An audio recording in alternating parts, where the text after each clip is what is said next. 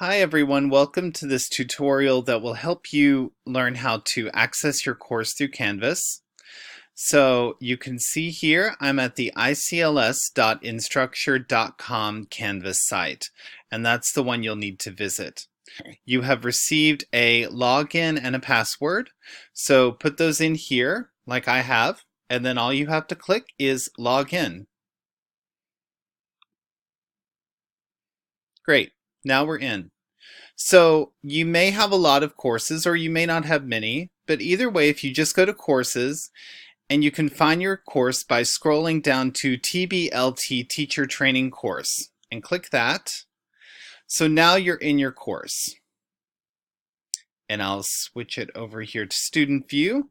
So this is what you will see when you come into the course. You'll see here the modules. So you have the modules for your course, Module 1, Module 2, and Module 3. There's also a Module 4, but I guess it's not showing right now on here. But you also have your activities listed in here, and these are all shown in the modules. So basically, you really don't have to worry about discussions, grades, people right now. You can just go straight to the first module and click Welcome, and then you can start your course. And then just scroll through clicking Next. And if you ever need to go back, you can do so.